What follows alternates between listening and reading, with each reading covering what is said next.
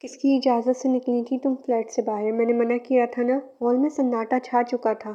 یہ تو طے تھا کہ آج تیہنگ اسے نہیں چھوڑنے والا۔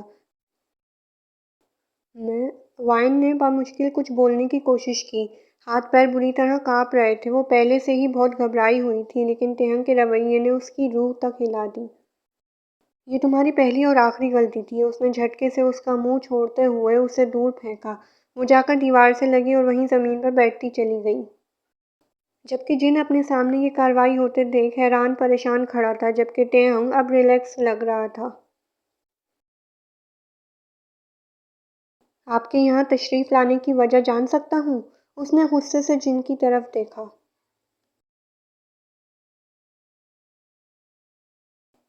یہ لڑکی بے ہوش ہو گئی تھی۔ اس نے کہا، یہ تمہاری بیوی ہے تو میں اسے تمہارے پاس چھوڑنے آیا تھا۔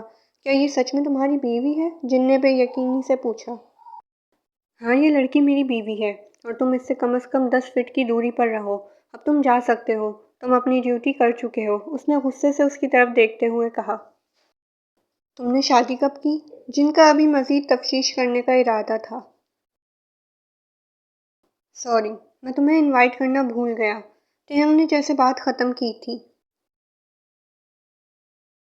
مطلب تم نے سچ میں شادی کی ہے؟ یہ سچ میں تمہاری بیوی ہے؟ وہ اب بھی بے یقینی سے بول رہا تھا۔ واپسی کا راستہ اس طرف ہے۔ تیہنگ نے ہال کے مین گیٹ کی طرف اشارہ کیا، مطلب صاف تھا کہ وہ اب اس سے مزید کوئی بات نہیں کرنا چاہتا۔ تیہنگ نے ایک نظر ہال میں کھڑے ہر انسان پر ڈالی اور پھر دیوار سے چپکی بیٹھی وائن کو دیکھا جو مسلسل رو رہی تھی۔ وہ تیز قدم اٹھا کر اس کے پاس آیا اور بازو سے پکڑ کر گھسیٹتے ہوئے لے گیا۔ گاڑی میں بھی وہ مسلسل رو رہی تھی۔ تیہنگ نے ایک لفظ بھی نہ کہا اور اسے گھسیٹتا ہوا فلیٹ کے اندر لے کر آیا اور پٹک دیا۔ اگر تمہیں یہاں فلیٹ میں گھٹن ہو رہی تھی، تمہیں مجھے بتانا چاہیے تھا۔ باہر کیوں نکلی؟ وہ بالکل اس کے قریب کھڑا پوچھ رہا تھا۔ مجھے لگا آپ کے آنے سے پہلی اور آخری غلطی تھی۔ میں آخری بار بتا رہا ہوں، اگر اب تم اس فلیٹ سے باہر نکلی تو میں تمہاری ٹانگیں توڑ دوں گا۔ اپنے پیروں پر کبھی چل بھی نہیں پاؤ گی۔ باہر نکلنا تو دور کی بات ہے۔ سوری، وہ بامشکل بولی تھی، جبکہ تیہنگ اپنے کمرے میں جا چکا تھا۔ کافی دیر اپنے کمرے میں رہنے کے بعد وہ شاور لے کر باہر آیا تو وائن یہاں کہیں بھی نہیں تھی۔ مین گیٹ کھلا تھا، مطلب وہ اس سب کے باوجود پھر سے کہیں چلی گئی تھی۔ وہ تیزی سے مین گیٹ کی طرف آیا، لیکن وہاں پر وائن کی چپل پڑی دیکھی۔ ایک چپل یہیں پڑی تھی۔ وہ ایک چپل پہن کر جانے سے تو رہی، وہ دروازہ ایسے ہی کھلا چھوڑ کر وائن کے کمرے کی طرف آیا تھا۔ اندر سے سسکیوں کی آواز آ رہی تھی۔ وہ اپنے کمرے میں تھی۔ وہ پلٹا، مین ڈور بند کیا اور کچن میں آیا۔ سوچا فی الحال کچھ ہلکا پھلکا سا ہی بنا لے۔ فریج کھولا تو وہاں کھانا آلریڈی بنا ہوا تھا۔ شاید وہ کھانا بنا کر باہر نکلی تھی۔ کل باتوں باتوں میں اس نے اس سے پوچھا تھا کہ آپ کو بریانی پسند ہے۔ اب اسے سمجھ آیا کہ اس نے کیوں پوچھا تھا۔ چہرے پر مسکراہٹ آئی۔ کھانا گرم کر کے اس نے ٹرے میں رکھا اور وائن کے کمرے میں آیا۔ کمرہ اندھیرے میں ڈوبا ہوا تھا۔ اس نے لائٹ جلائی۔ دیکھا تو وہ کمرے میں بیٹھی رو رہی تھی۔ وہ آہستہ سے اس کے قریب آ کر زمین پر بیٹھا اور ٹرے اس کے سامنے رکھی۔ جانتی ہو وائن، میں پچھلے 20 سال سے اس ملک میں رہ رہا ہوں۔ آج تک میں اس کی گلیوں کو نہیں سمجھ پایا، تو میں کیسے مان لوں فقط 3 دن میں تم اس ملک کو سمجھ چکی ہو؟ مجھے بتائے بنا، مجھ سے پوچھے بنا ایسے کیسے کہیں نکل گئیں؟ تمہیں اندازہ بھی ہے پچھلے 5 گھنٹے میں کتنا پریشان تھا؟ جتنے زندگی کے دن نہیں دیکھے تم نے، اتنے دشمن ہیں میرے اس شہر میں۔ کہاں سے لاتا میں تمہیں؟ کہاں ڈھونڈتا وائن؟ وہ آہستہ آہستہ اس کے پاس بیٹھا بول رہا تھا۔ پچھلے 5 گھنٹے سے میں نے بس ایک یہ بات سوچی، اگر تمہیں کچھ ہو گیا تو؟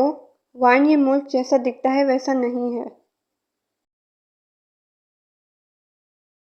یہ سب کچھ دکھاوا ہے، یہ اصل کچھ بھی نہیں۔ یہاں ہر انسان کے 2 چہرے ہیں۔ وائن نے چہرہ اٹھا کر اس کی طرف دیکھا۔ اس کے ہاتھوں کے نشان اس کے چہرے پر واضح تھے۔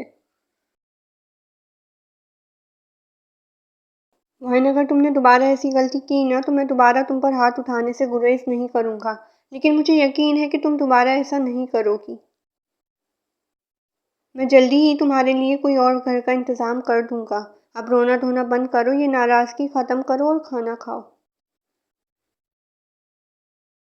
وائن نے تو سوچا بھی نہیں تھا کہ کوئی اسے اتنے پیار سے بھی منائے گا۔ اس کے اتنے پیار سے بات کرنے پر وائن کو پھر سے رونا آنے لگا اور وہ ایک بار پھر سے پھوٹ پھوٹ کر رونے لگی، لیکن اس بار اپنے ہاتھوں میں منہ چھپا کر نہیں بلکہ تہنگ کے سینے میں سر دے کر۔ "آئی ایم سوری، میں آئندہ ایسا نہیں کروں گی"، جبکہ اسے اپنی باہوں میں بھرے اپنے سینے سے لگائے کہ تہنگ بھول چکا تھا کہ وہ کون ہے۔ "آپ دوسرے کمرے میں کیوں سوتے ہیں؟" اس نے پوچھا۔ کھانا کھاتے ہوئے وہ اچانک چونکا، پھر سنبھل کر بولا، "میں تمہیں وقت دے رہا ہوں اس رشتے کو سمجھنے کے لیے۔ ایک انجان شخص کے ساتھ ساری زندگی گزارنا بہت مشکل ہے وائن۔ میں نہیں چاہتا کہ تم میرے ساتھ کسی بھی قسم کا سمجھوتا کرو۔ جہاں خوشیاں ہوں وہاں سمجھوتا نہیں ہوتا، لیکن اس کے لیے پہلے محبت کا ہونا ضروری ہوتا ہے"۔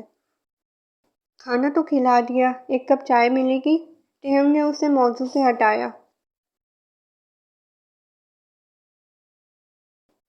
"میں پہلے نماز ادا کر لوں"، اس نے پوچھا۔ "Why not". وہ اٹھ کر وضو کرنے چلی گئی تو تہنگ نے اپنا لیپ ٹاپ اٹھا لیا۔ وہ تقریباً 5 منٹ میں نماز پڑھ کر فارغ ہوئی اور اس کے لیے چائے بنا کر لائی۔ "یہ کیا؟ آج تمہاری نماز اتنی جلدی کیوں ختم ہو گئی؟ دعا نہیں مانگی کیا؟" اس نے چائے کا کپ تھامے ہوئے پوچھا۔ "چائے بنانی تھی نا"، اس نے وجہ بتائی۔ "دعا مانگتی رہا کرو، دعاؤں میں بہت اثر ہے"، وہ مسکرایا تھا۔ "آپ مسکراتے ہوئے بہت پیارے لگتے ہیں۔ آپ کو پتہ ہے آپ کے دونوں گالوں پر ڈمپلز ہیں"، اس نے ایکسائٹڈ ہو کر اس کی معلومات میں اضافہ کیا تھا۔ "کیا بات کر رہی ہو؟ مجھے تو پتہ ہی نہیں تھا"، وہ کھل کر ہنسا تھا۔ "آپ ایک ڈمپل مجھے دے دینا"۔ "تم دونوں رکھ لو"، وہ ہنستے ہوئے بولا۔ "آپ مسکراتے ہوئے بہت پیارے لگتے ہیں ماشاءاللہ"، اس نے کھل کر تعریف کی تھی۔